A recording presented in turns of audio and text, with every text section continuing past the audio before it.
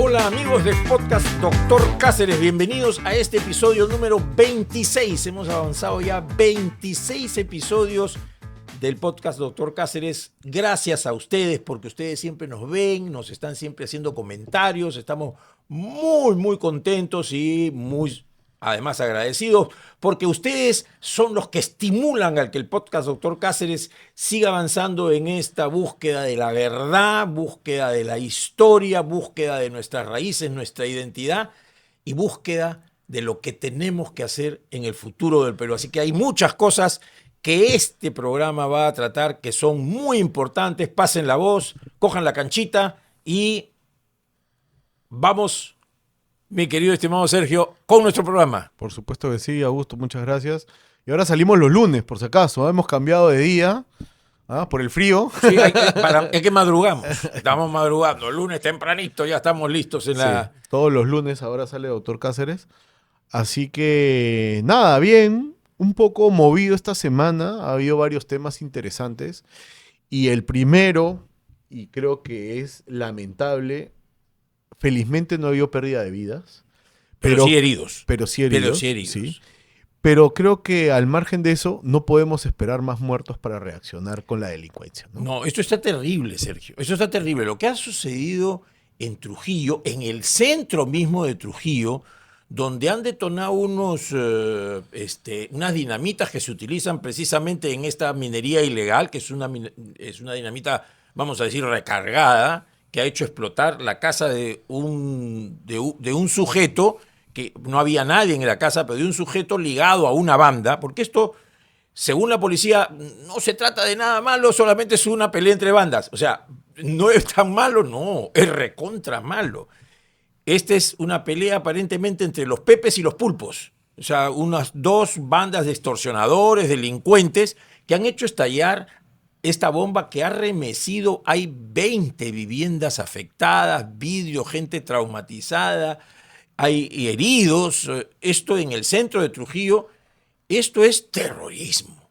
Esto es terrorismo que estos criminales están haciendo porque se ha perdido absolutamente el sentido de la autoridad, el sentido de la seguridad. Hemos perdido totalmente, ya no es percepción, estimados amigos y autoridades que nos están viendo, porque yo sé que nos ven y siempre nos toman en cuenta. Esto no es solo percepción, esto es una realidad de una circunstancia en la cual el Estado en general, porque no solamente es el gobierno con la policía, sino es el Ministerio Público y es la Fiscalía, que están más perdidos que la mamá de Marco, porque están por otros lados haciendo otras cosas que supuestamente le rinden muchos réditos. Por ejemplo, la Fiscal de la Nación dando entrevistas en CNN para rajar de su adversaria y para decir que algunas cosas no le parecen a ella bien,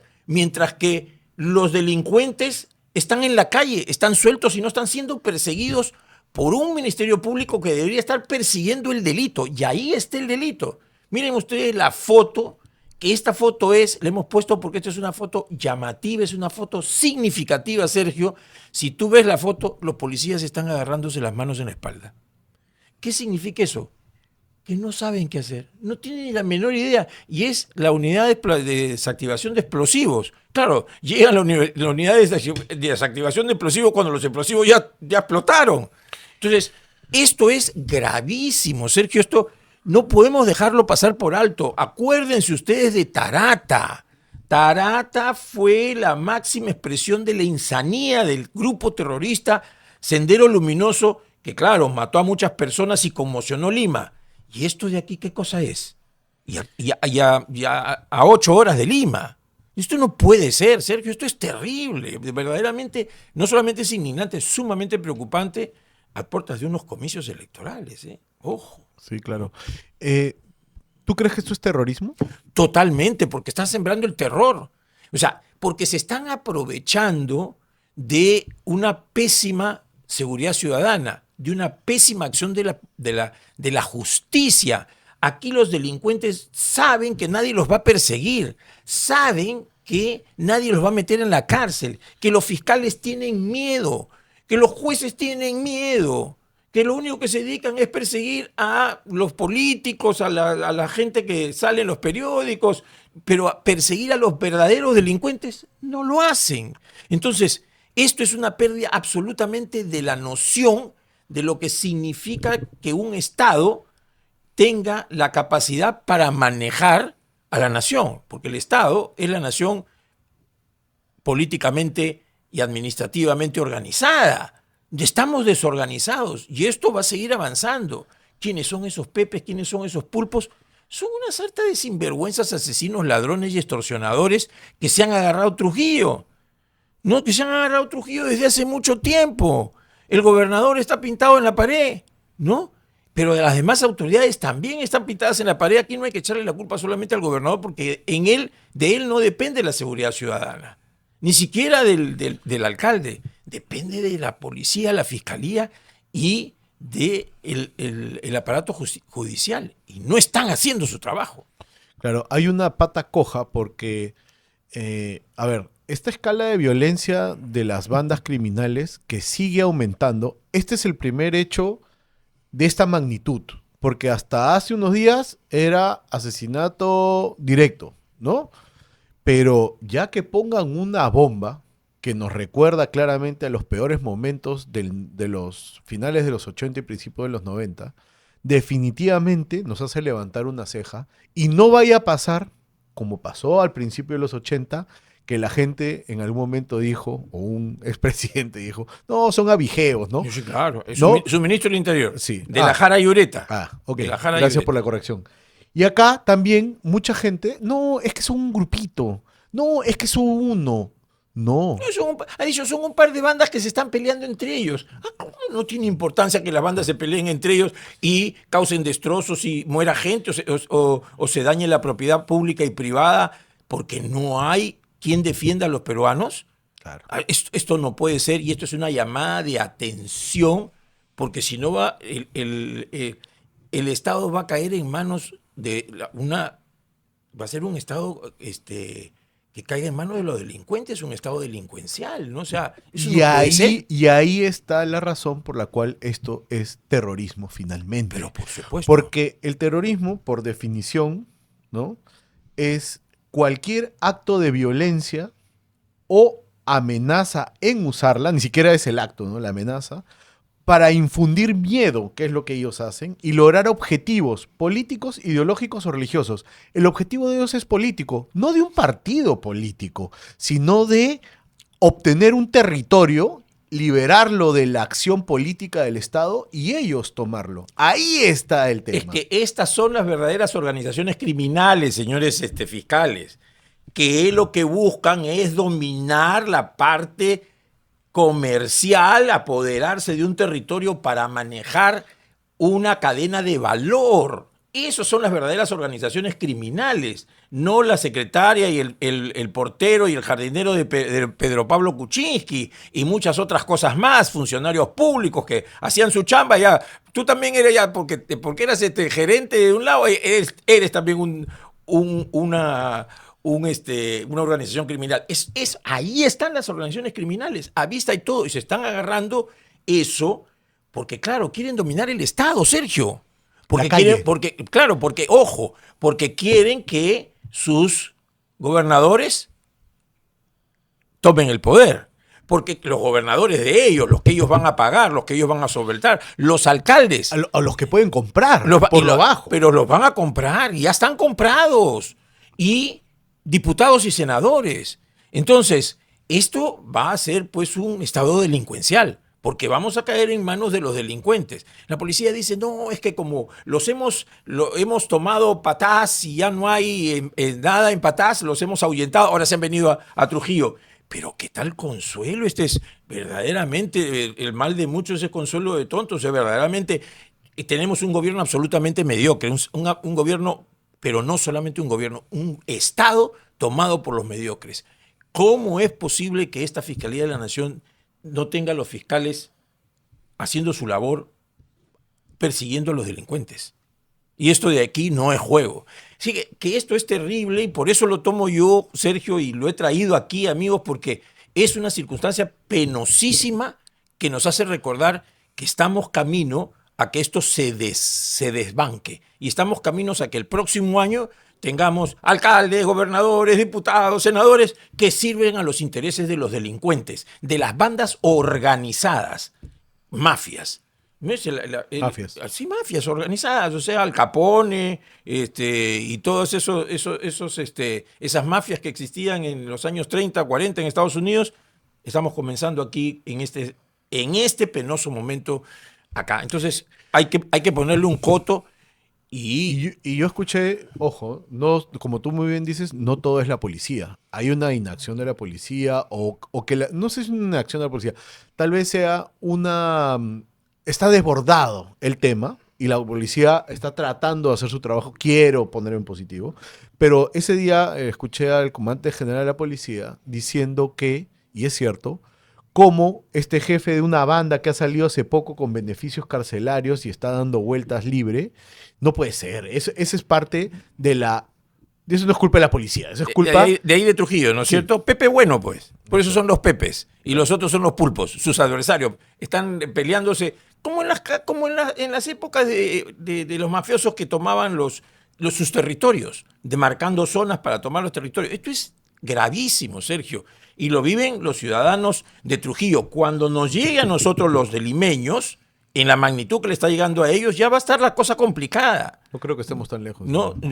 Mira, Trujillo es la tercera ciudad con más homicidios y asesinatos en el Perú. Primero Lima, segundo el Callao y tercero Trujillo. Así que, ojo, esto es muy grave. Sí. Y por eso es que creo que hay que mirarlo todo con un ojo avisor, ¿no? Sí.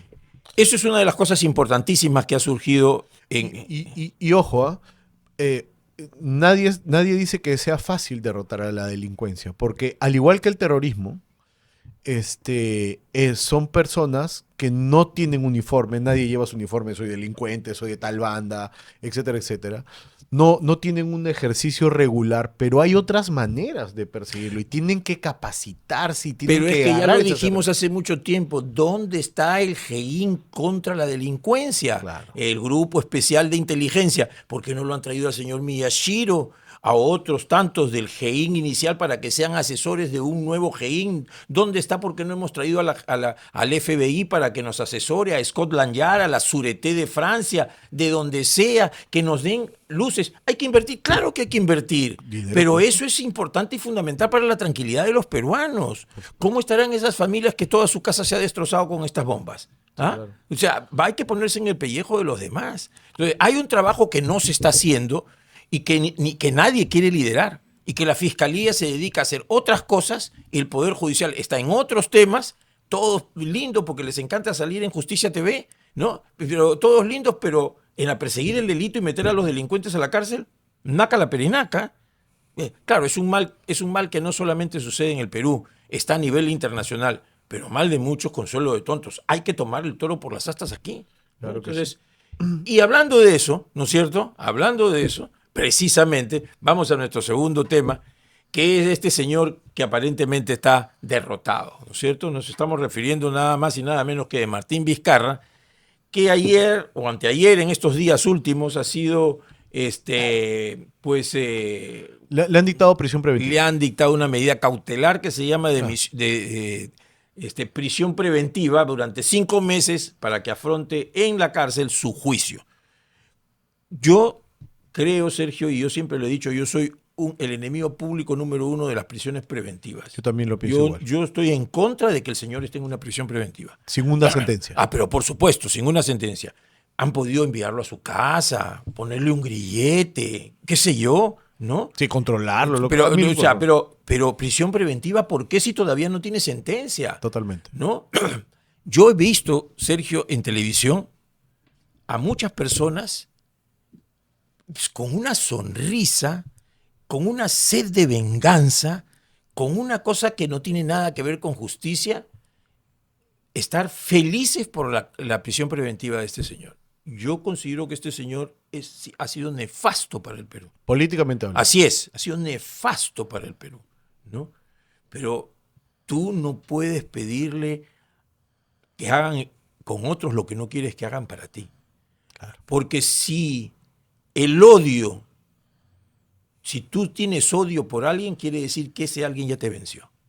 Claro. ¿No? El odio es la derrota de la razón, la derrota de las personas, de lo que debe de guiarnos siempre. La integridad. La integridad, ¿no es cierto? Entonces este señor no debió de ir nunca a prisión preventiva. Sí, porque debió de irse, porque como ya se fugó Nadine, y se fugó Cubas, y se fugó no sé quién, el hermano de Nadine, entonces mejor lo metemos preso. Así entonces metemos a 32 millones de peruanos por si alguien comete algo malo. Claro, o sea, sí, mejor que todo Perú se convierte en una cárcel. Claro. No cerquen a todos. Eso no puede ser. No o sea, puede ser. ese razonamiento no puede ser. O sea, yo creo que, además que le están haciendo un favor a este señor.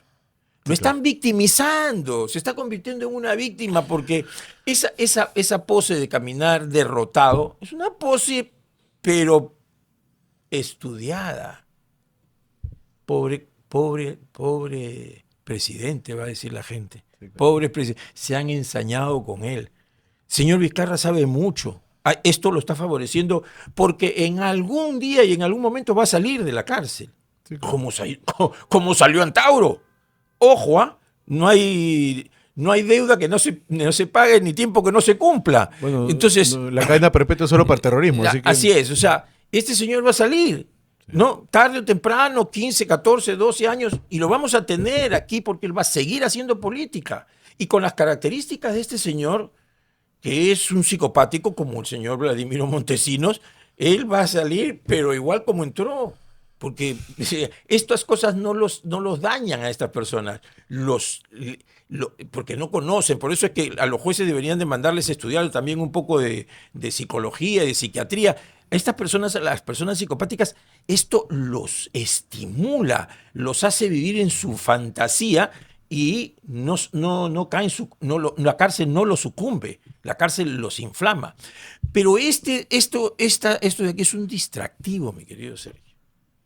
Es un distractivo para olvidarnos lo que está sucediendo en seguridad ciudadana.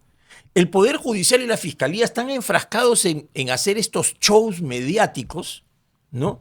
En que cuántas páginas de periódicos y cuántas redes sociales solamente ocupándose de la prisión preventiva del señor Vizcarra, y cuántos han estado atentos a la explosión en Trujillo o a los muertos que han habido últimamente en las calles de Lima por efecto de las extorsiones y la criminalidad organizada. Entonces, estos distractivos que están haciendo que el Estado peruano sucumba ante lo que es mediático y sucumba en realidad ante lo que es la realidad, es lo que le está haciendo daño al Perú. Esto es peligrosísimo. Nadie va a negar todas las cosas que pudo haber hecho el señor Vizcarra, pero mientras que no haya una última corte en el Perú o en el extranjero que declare porque nosotros somos miembros de la Convención Interamericana de Derechos Humanos, que declare que es absolutamente culpable, el señor tiene el derecho a la presunción de inocencia. Porque para que a uno lo declaren culpable, Sergio, debería de ser como en todos los países, que esté más allá de toda duda razonable. Más allá de toda duda razonable. Si hay una duda, y el principio del sistema de todos los códigos penales en el mundo es que la duda favorece al reo. Claro, siempre. ¿No es cierto? Entonces, a este señor le podrás acusar de lo que quieras. Hay personas que lo han delatado, han dicho todo, pero que las pruebas sean las que hablen. Claro. ¿No? Y que el Ministerio Público en realidad demuestre la culpabilidad del señor, porque aquí se cumple la sentencia de la señora Barreto, que dice que las personas tienen que demostrar su inocencia. Y no es así, señora Barreto. Solamente por haber dicho eso, yo de fiscal de la Nación ya lo hubiera despedido de la fiscalía. Está rompiendo todo el equilibrio que ella debería sostener. Al que representa, ¿no? Entonces, no sé cómo podemos tener fiscales así, pero así es. ¿Tú crees que esta... bueno, ya sabemos que de alguna manera este show que se genera con los políticos y la justicia le hace un gran daño al país? Absolutamente. Absolutamente, porque se cree que el Perú... estamos hablando, ¿y usted cree que haya justicia en el Perú? Pero por supuesto, si tenemos a 4 presidentes presos, ¿no? Y los criminales, los extorsionadores, los asesinos, los sicarios están presos también. No hay justicia, señores. No hay justicia. El show es tener a 4 presidentes presos. Por eso dice, acá se está demostrando de que la justicia es ciega, sorda, ciega y muda. Sí, pero también es descalza, porque no calza, no, porque no es perseguir a los políticos, es perseguir el delito. O sea, y aquí el delito está en su máxima expresión. O sea, esto es un distractivo y es una farsa para hacer creer que hay justicia en el Perú. Y no hay justicia en el Perú. No hay justicia en el Perú para las miles de personas que son extorsionadas por 2 soles, por 3 soles, asesinadas porque les roban un celular, ¿no es cierto? O que son despojadas de sus bienes por los delincuentes, por los estafadores que le quitan las casas a los ancianos, por toda esa gente que hace delitos en el Perú porque sabe que para ellos sí hay impunidad. Para los encumbrados, para los que ahora son los cuellos blancos, para eso sí, pero para ellos no. Así que todos ahora se han sumergido en su cloaca y van a seguir nadando en medio de toda esa podredumbre, pero van a seguir. ¿A quién? ¿A quién los están matando y les están quitando sus cosas? A la gente más pobre, a los que tienen menos recursos, a los que tienen menos posibilidades, que son la mayoría de los peruanos. Entonces, ojo con estos shows. Este es un show y por eso lo traía a colación. Porque el señor Vizcarra tiene que responder por muchísimas cosas. Muchísimas cosas. Pero básicamente lo que tenemos que hacer los peruanos es que ellos respondan donde tiene que responder. Pero nosotros preocuparnos por los delitos que verdaderamente son los más importantes para todos los peruanos. Eso es una cosa fundamental, ¿no? Y esto, Sergio, me trae a colación por eso que es este distractivo, porque se ha dado una ley que es importantísima y fundamental para cerrar una brecha terrible que existe en el Perú, que es la ley de amnistía para todos aquellos miembros de las Fuerzas Armadas y Policía Nacional que venían siendo investigados y acusados desde hace más de 40 años en el Perú, de manera inmisericordia, por delitos a muchos que ni se les han probado, por autorías mediatas, ¿no? Porque se les ocurrió a alguien decir que sí, los marinos habían matado a alguien porque se le ocurrió a la fiscalía. Yo te doy un caso, Sergio, que es un caso de ahorita. Acaban de encontrar, justo se da la ley de amnistía y sale una noticia que la fiscalía, porque ya no se habla de la época del terrorismo, yo no sé por quién está tomado esta fiscalía, que ya ni siquiera habían sido, mira lo que dice, dice, estas 8 personas habían sido durante el periodo de violencia. Sí puede ser, el periodo de violencia. O sea, aquí todos nos agarramos a patadas. No, señores. Durante la época del terrorismo, de los terroristas y genocidas que fueron los que atacaron al Perú, del MRTA y de Sendero Luminoso, de Polay Campos y que se atreve a escribir libros y mandarlos a la feria de libros, y del asesino, el cachetón Guzmán, Esos fueron los que desataron la violencia en el Perú contra el Estado peruano y contra los peruanos. Entonces, esa noticia fueron los marinos. Pero ojo al parche, los acaban de descubrir las fosas, ¿no? Y recién van a ser llevadas a que sean todas las investigaciones, pero ya los fiscales ya dijeron que eran culpables unos marinos que estaban en un helicóptero sobrevolando el 9 de noviembre de 1984. ¿Qué tal memoria que tienen estos? ¿Qué hiciste el 9 de noviembre de 1984 a las 9 de la noche? Sí, claro, imagínate qué te vas a acordar. Me preguntas a mí qué hice el 9 de noviembre de 1984. No sé, solamente me acuerdo del 9 de noviembre de 1985, 95 me acuerdo. Nació uno de mis hijas. Mi hija Valeria.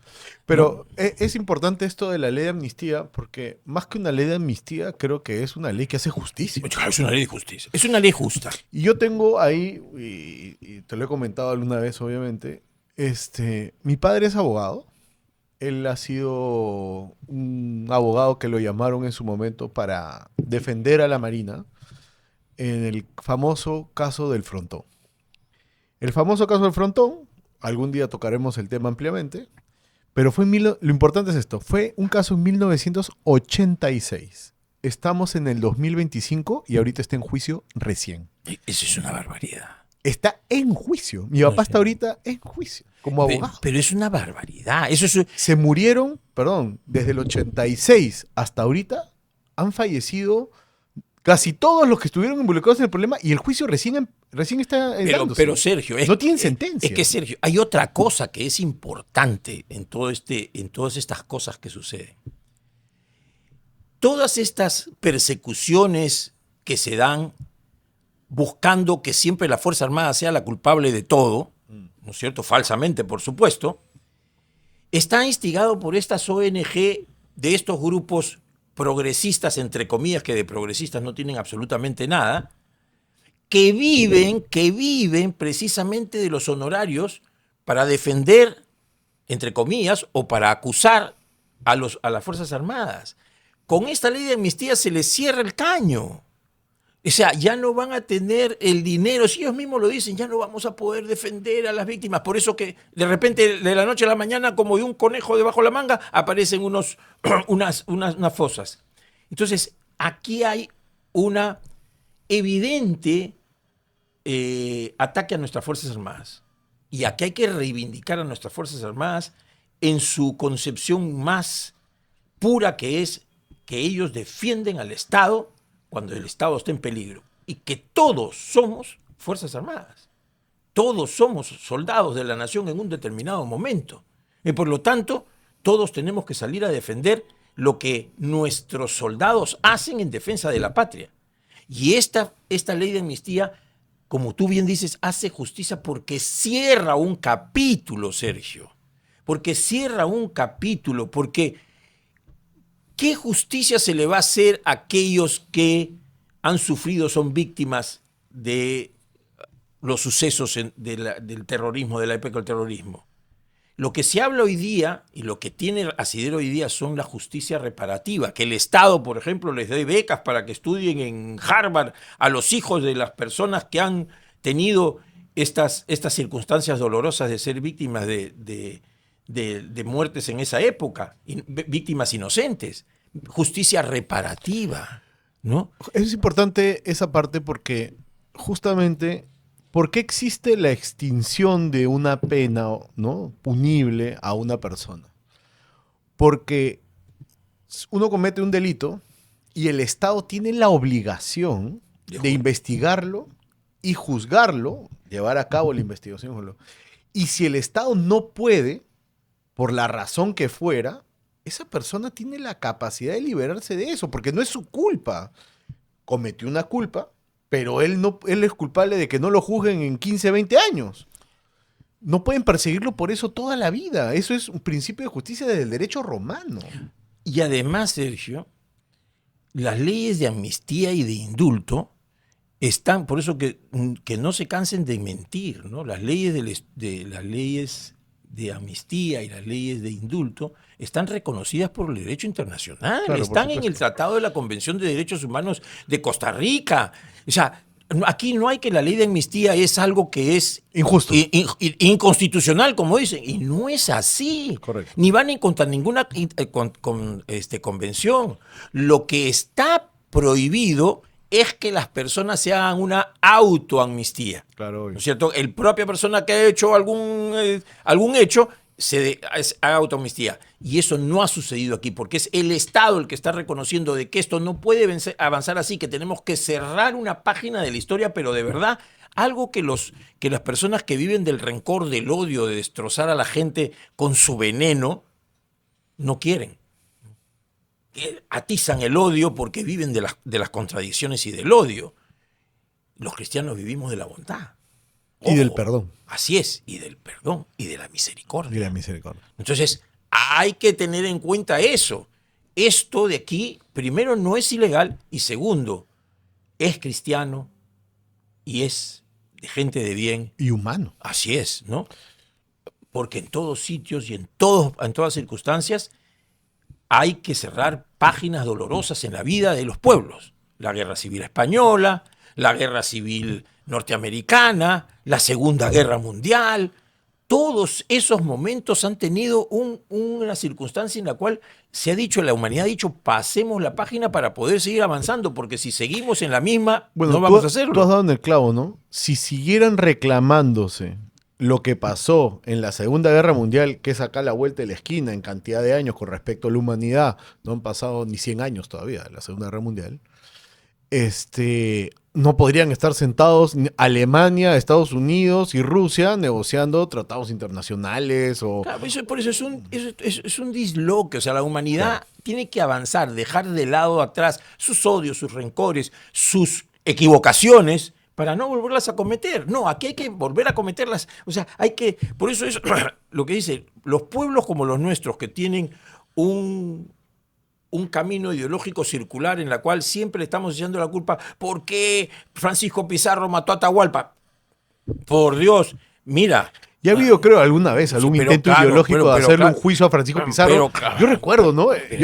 Pero si aquí estamos diciendo por qué los españoles vinieron, por qué los españoles nos maltrataron, por qué nos esclavizaron. Oye, los vikingos, los daneses, entre el año 700 y 900 de esta era, o sea, hace 1200, 1300 años, invadieron a los ingleses, mataron reyes ingleses. No, ¿y acaso los ingleses están peleados con los daneses? Por favor, eso ya lo superaron. Pues. O sea, eso es una locura. O sea, tenemos que pasar la página para avanzar. Y eso es lo que no está sucediendo en nuestra patria. En nuestro Perú vivimos del odio y del rencor de cosas que han pasado que ni siquiera tus abuelos lo han conocido.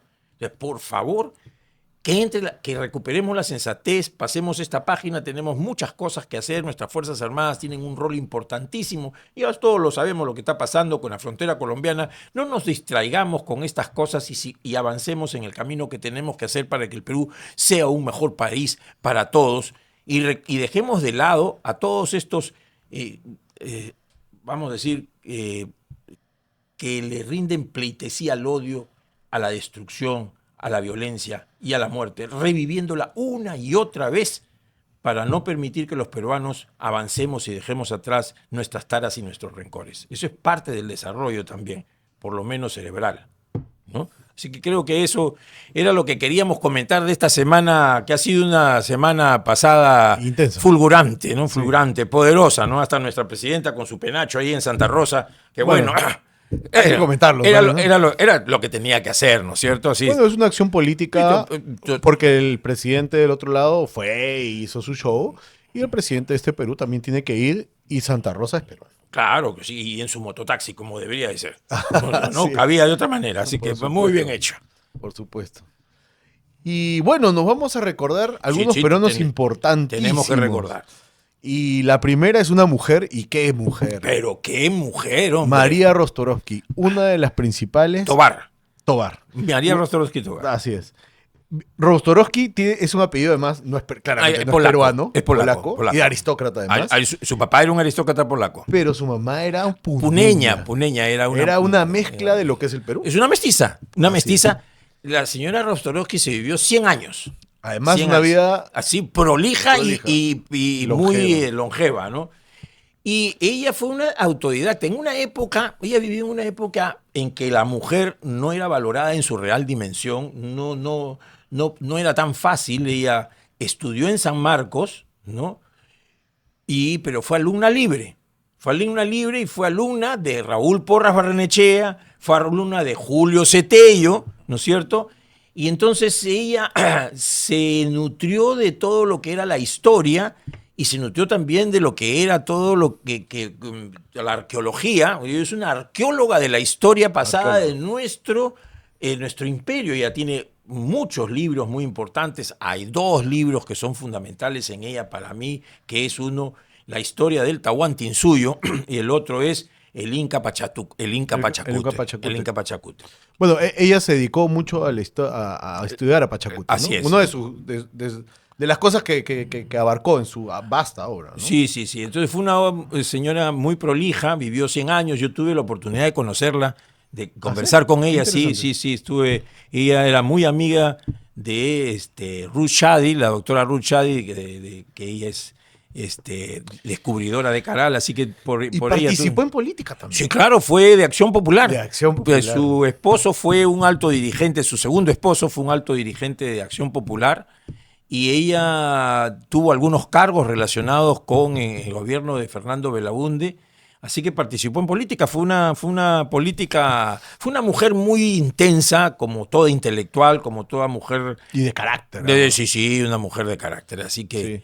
La recordamos porque nació justamente un 8 de agosto de 1915, ¿no? Así que estamos celebrando un poco la cercanía de su fecha de nacimiento. Así es. Y vivió 100 años. Es una mujer admirable. Y se iba por los 101, ella falleció en marzo del 2016. Marzo 2016, sí, correcto. Así es. Y nos vamos con otro peruano ilustre, Mariano Melgar. Sí, este hombre fue fantástico porque murió a los 25 años, nació en 1790. Algunos dicen que nació el 8, otros el 10, otros. Al final de cuentas lo bautizaron el 12, del 12 de agosto. Y bueno, lo mandaron a que sea para que estudie para ser clérigo, se salió porque se enamoró de una chica. Era enamoradizo, Mariano Melgar, ¿no? Después se enamoró de una prima de él, la famosa Silvia, que no se llamaba Silvia, sino tenía un María algo, era la famosa Silvia, quien le dedicó pues, muchos poemas. Poemas, claro. Y después él rescató unos cánticos de allá de la sierra arequipeña, los arahuíes se llamaba, y él los convirtió en yarabíes. Él es el padre de los yarabís, ¿no? Y él tiene una obra prolífica, poética, romántica. Estudió Derecho en Ciencias Políticas en San Marcos en una época y fue ganado por la causa independentista, ¿no? Y entonces estuvo con la rebelión de los hermanos Pumacahua, sí, ¿no? Y participó pues en la rebelión de los hermanos Pumacahua con los hermanos Angulo. Y ganaron varias batallas, pero en la batalla de Humachiri, en 1815, él es capturado y ahí nomás en el pleno de la batalla, acababa la batalla y lo ejecutaron. 24 años nada más. 24 años. 24. Muy no joven. me pongan ninguna venda, dijo él en su alocución cuando le iban ¿no? Porque los que tienen la venda en los ojos son ustedes, porque en menos de 10 años la patria el Perú va a ser libre. Y se cumplió. En 1824 se consolidó la independencia del Perú en la batalla de Ayacucho. Así que gran obra, tiene excelentes obras poéticas, yarabís, y una persona que fue pues desde los 14 años ya tenía una vena literaria, escribió muchos poemas y muchas obras, así que recordamos siempre al poeta Mariano Melgar, al hombre, al enamorado. Silvia lo llegó a rechazar. Primero lo aceptó y después lo rechazó. Esa Silvia brava era esa Silvia. Lo rechazó y él, pues dolido, escribió varios poemas. 523 poemas le escribió a Silvia, ¿no? Muchos dolidos, ¿no? O sea, muchos dolidos. Sí, y es todo un personaje en Arequipa, Sí, pues claro. arequipeño de nacimiento. Tanto así que, bueno, el club de fútbol más importante de Arequipa es el Melgar, y muchas cosas en Arequipa tienen su nombre, ¿no? Es uno de los personajes más importantes de Arequipa. Así es. Arequipeño ni grande ni pequeño. Así es. Y bueno, justamente, vamos a recordar también dos fechas importantes. La primera, el Día de la Juventud, el 12 de agosto hace poco, el Día de la Juventud. Y creo que es importante porque la juventud cumple un rol en la sociedad fundamental, porque son los que tienen que absorber lo que los mayores les podemos dar. Yo ya no soy tan joven, ya estoy más del otro lado. Pero a mí me gusta enseñar, y en este podcast también damos un poquito de... No, sí, claro. Poquito, como decía un amigo, sabemos un poquito y lo compartimos.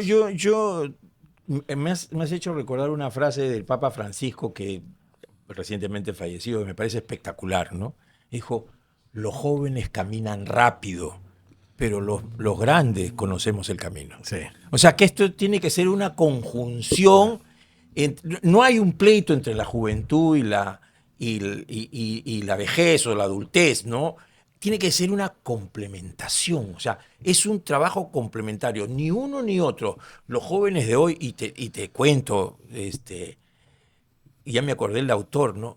Cuando yo entré a la universidad, en el primer ciclo de universidad, los famosos libros, había unos libros rojos, los libros de Schumann se llamaban. Nunca los he visto. Porque tú no.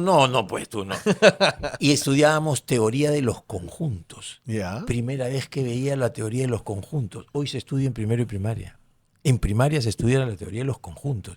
O sea, a lo que voy, Sergio, los jóvenes de hoy tienen una gran cantidad de información a su mano que nosotros no lo tuvimos, Claro. ¿no es cierto? Cuando yo soy bastante tío, ¿no es cierto? Cuando yo estaba estudiando mi residencia, o sea, mi especialidad, ¿no es cierto? Me pasan la voz y me dicen, oye, Augusto, hay un sistema de conseguir, pues nosotros en esa época conseguíamos estábamos, todas las revistas médicas tenías tú que conseguirlas, no llegaban fácilmente las revistas médicas, entonces, pero te pedían los tutores, te pedían artículos, ¿no? Entonces tenías que buscar cómo, entonces, oye, me dice, en la Universidad Cayetano hay un sistema que no sé cómo, pero tú pides y te llega el artículo del YAML, por ejemplo, sí. Entonces nos fuimos a la biblioteca y efectivamente dijimos, bueno, queremos el artículo tal que está en el Journal of Medicine de tal. Entonces agarraban, venían y te traían el artículo. ¿Ah, sí? ¿Qué era? El internet y te lo fotocopiaban, pues. O sea, Claro. pero eso era Claro, la octava maravilla que nadie sabía. La octava maravilla del mundo. Entonces, y hoy es una herramienta y hoy tan... es, que así es fundamental, ahora lo tienes al alcance de tu mano. Entonces, celular, claro. esto de ahí lo que quiero decirles es que ellos nacen con ese alcance de la mano. Los jóvenes de hoy, nosotros sabemos el camino y tenemos que orientarlos para que eso les sirva, no sea nocivo para ellos y no sea al contrario, desarrollen aún más sus capacidades, sus aptitudes para que ellos tengan un desarrollo cerebral mayor que el nuestro. Yo estoy completamente seguro que la humanidad siempre va a ir hacia mejor. Yo soy un convencido de que la humanidad siempre ha ido avanzando. Y entonces en manos de estos chicos, de nuestros hermanos, de nuestros hijos, de nuestros nietos, está este mundo que nosotros queremos que sea mejor, que tenemos que enseñarles de nuestros errores para que ellos aprendan también de los suyos y que esta juventud nos ayude a que este país y este mundo sea un mundo mejor para todos, ¿no? Por supuesto. Así que que sí. feliz día para los jóvenes y que se alejen del trago. Pero por lo menos, de los vicios. Pero por lo menos atrás. De los vicios. De los vicios. O sea, mucha confraternidad, mucho entusiasmo. Y yo creo que hay muchas cosas que ahora los jóvenes hacen bien y mejor que nosotros. Y que lo sigan haciendo así. Bienvenido sea. Por supuesto que sí. Y volvemos a Arequipa. Porque el 15 de agosto de 1540 se hizo la Fundación Arequipa. Así es. La Fundación Arequipa. La Fundación Española de Arequipa. Tus raíces son arequipeñas, No, sí, claro, mi padre era arequipeño, ¿no? O sea, yo tengo un amor muy grande por ¿Hace cuánto Arequipa. no vas por Arequipa? Muchos años hace que no voy. Muchos años. ¿Ah, sí? Hace, sí. Deberías sí. darte una vueltita. Sí, me han dicho que está linda Arequipa. Está muy, muy bonita. Mis raíces familiares, una parte de mis raíces familiares también son arequipeñas. Qué lindo. De mis bisabuelos y abuelos. Tengo algunos tíos por ahí, alguna vez los he ido a visitar. Y mi madrina, estuvo casado con un arequipeño y por eso yo tengo una relación, o he tenido una relación toda mi vida, de ir seguido a Arequipa hasta hace poquito. Así que... Yo admiro de los arequipeños su carácter. Mi padre tenía un carácter espectacular, un hombre, o sea, muy buena gente, pero tenía un carácter, una disciplina, ¿no? O sea, y cuando se levantaba con la nevada, se levanta. Porque los arequipeños se levantan con la nevada. Ah, sí, claro. Se levantan de mal humor. Córrete, se llama se levantan con la nevada. Nunca lo había escuchado. Sí, o sea, eso era, ni hablar, o sea, y otra cosa que tienen los arequipeños son súper archirregionalistas, que es una de las cosas que creo que las últimas autoridades que tiene Arequipa, que han escogido mal, no lo son, esos gobernadores que han tenido no lo son. No sé si existe una palabra, pero cuando el patriotismo se vuelve en la deformación del patriotismo es chauvinismo, ¿no? Claro, acá ¿no? le llamamos patrioterismo, ¿no? Patrioterismo, chauvinismo. ¿Qué es el chauvinismo? Claro. ¿No? Debe haber pasado algo así en Arequipa, ¿no? Como estamos en la República Chorada. Sí, claro. Vivimos entonces, pues puede pasar, ¿no? Que las raíces de alegría y de orgullo se vuelvan en levantar banderas equivocadas, ¿no? Claro, pero yo creo que de quienes gobiernan Arequipa, yo sé, claro. conozco a muchos arequipeños, mucha familia mía es arequipeña y los conozco, gente pujante, trabajadora, se esmeran, se esfuerzan, orgullosos de sus raíces y todo lo que dicen de los arequipeños ellos lo toman súper en broma, ¿no? Sí, O sea, claro, ellos bromean de ellos. ni se pican de ellos mismos, ¿no es cierto? Entonces, ese espíritu regionalista que convive con ellos, que debería de ser un espíritu que nos identifica a todos para que seamos todos muy peruanistas, ¿no es cierto? O sea, porque ese debe ser nuestro fin. Así que yo creo que Arequipa, que es una de las ciudades más importantes del Perú, desde aquí un saludo para todos mis amigos, para toda mi familia, pero sí tengo que ser claro y muy enfático que Cáceres Yica no es familia de los Cáceres de mi familia, ¿no? Esos son de otra rama, otra ramita. Otra ramita. Y nos vamos a recordar porque un 15 de agosto del 2007 fue el terremoto de Pisco, de 7.9. Yo recuerdo, recordado por el Pisco. Sí, recordado de la mala, ¿cómo se llama? De la mala idea de un ministro de poner, que bueno, reculó rápidamente, pero circularon unas botellas. Sí. Y bueno, el 2007, hace poquito también hemos tenido el simulacro justamente recordando este sismo y fue terrible. Yo me acuerdo, además ya es parte de la historia, pero me hice parte de esa historia. Yo trabajaba para una empresa del Estado, Distriluz, que se cayeron todas las redes eléctricas de Ica, de Pisco y de Chincha. Y la empresa mandó cuadrillas, yo trabajaba en imagen y nos fuimos a, digamos, documentar todo el trabajo. Yo recuerdo, si mal no recuerdo, fue un jueves. Yo el sábado ya estaba en Pisco con estas cuadrillas de emergencia. Y fue terrible el panorama la magnitud, sombrío. La magnitud. Se había caído toda la ciudad. Sí, fue impresionante. Pisco sufrió mucho. Yo también tuve la oportunidad de ir a hacer algo de socorro por ahí. El día siguiente la gente estaba parada en la carretera pidiendo que los auxilien, los ayuden con carteles, ¿no? Era terrible, se había caído un puente, nosotros fuimos en unas camionetas, ¿no? Pasamos por la noche se había salido los presos de un penal, claro. ¿No? O sea, unas horas de angustia. Momento de sobra y angustia. Sí, ¿no? Entonces, desde aquí toda la solidaridad, creo que nos faltó una reacción mayor en ese momento en la inmediatez de la ayuda del Estado. Bueno, una vez más, un desastre, que no es el primero ni será el último, nos desnudó en cómo estamos preparados para las cosas que deberíamos estar preparados. No, la información, mala información, porque el presidente de esa época salió diciendo que no había sucedido gran cosa, que había sido solamente un remesón. Eso fue en la noche y en la mañana tuvo que ya pues retroceder porque le dieron una mala información. Sí, claro. Y la magnitud fue muy grande. Y ahí yo recuerdo, por ejemplo, y hablando de Colombia, que los colombianos inclusive hicieron puente aéreo, trajeron muchas cosas, una buena solidaridad de nuestros vecinos.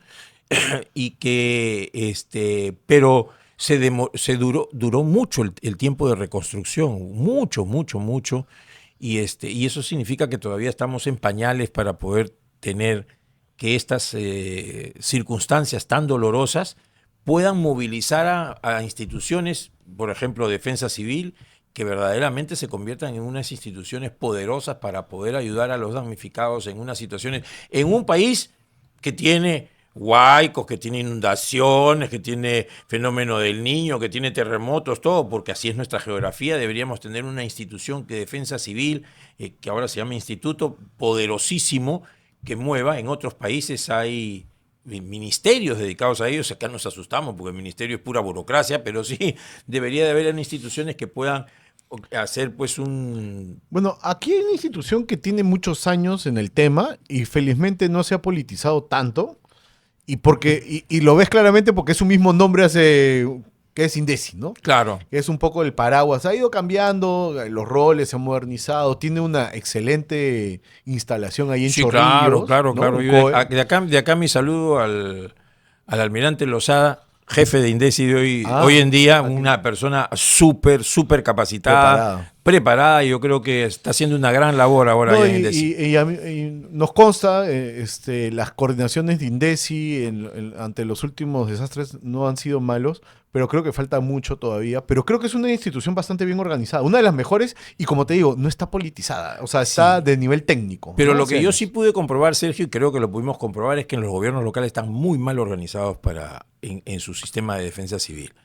En el caso nuestro sí nos organizamos muy bien, pero en la mayoría de los Sobre casos todo, es complicado, sobre ¿no? todo los que están más alejados de Lima, ¿no? Exacto. Cuanto más alejado de Lima, el alcalde está solo con su linterna, ¿no? Sí, O sea, claro. no hay mucho que hacer, y ahí sí debería de haber un trabajo grande de... Por eso que a Indesi no solamente se le debe dar la operatividad, sino se le debe dar la institucionalidad para que ellos puedan ayudar a que todos los gobiernos locales tengan la implementación necesaria para un caso de siniestro. Y De ese este es tipo. un gasto que se tiene que hacer.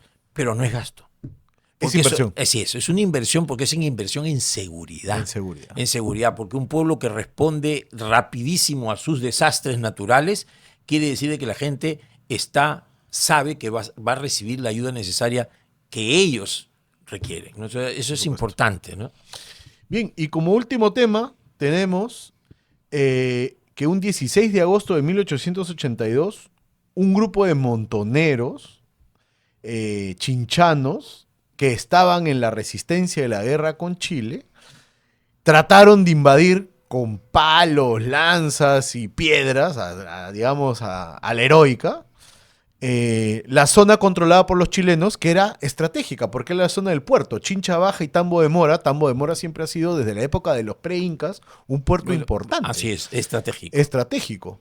Y este grupo de peruanos, envalentonados, sabiendo que iban a perder todo lo que podían tener, la vida y más, igual lanzaron a la carga, obviamente sin mucho fruto, pero es un hecho histórico perdido en la historia y lo hemos podido rescatar Sí, como último tema del día de que hoy. significa que en unos momentos de situaciones difíciles, este levantamiento de los huachanos, perdón, de los chinchanos, este levantamiento de los chinchanos es que demuestra que el pueblo tiene un poder fundamental en poder levantarse para defender los intereses de la patria. Y por eso es que nosotros tenemos que identificar a todos nuestros pobladores para defender siempre los intereses del Perú. A todos, pero permanentemente. ¿Y cuáles son los intereses del Perú ahora? Educación, lucha contra la anemia, lucha contra la falta de infraestructura, trabajar fuerte para que los valores y los principios democráticos y los principios de vida, la ética, sean cosas permanentes en nuestra patria, para defender a la familia, que es el núcleo fundamental de la sociedad peruana. Esos valores son los que nosotros tenemos que inculcar para que nos levantemos todos juntos como los chinchanos en 1882 para defender a la patria ahora y siempre, porque el Perú siempre estará por encima de todos nuestros problemas. Y si nosotros nos entregamos a nuestra patria nos lo va a devolver, pero necesitamos trabajar mucho para que el Perú vuelva por la senda del desarrollo y comencemos a mirar a nuestra patria de manera diferente. Todos somos peruanos. Quisiéramos que todos seamos hermanos. Muchos nos decimos hermanos de cariño.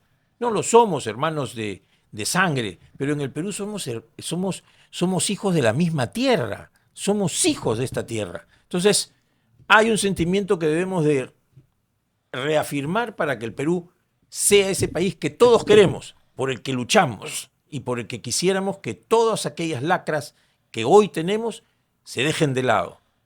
Y hoy en día es un trabajo intenso que tenemos que hacer a puertas de una próxima elección. El próximo año es una fecha clave en este país.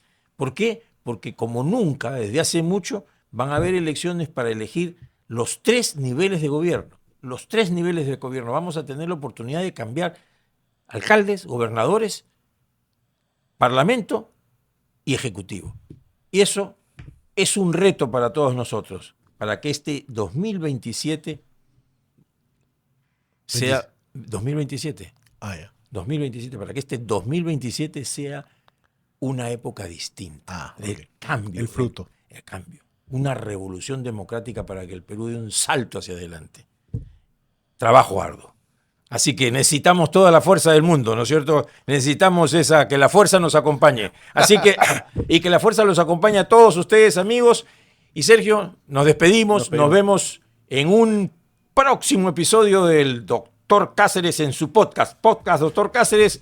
Un saludo para ustedes. Nos vemos, amigos.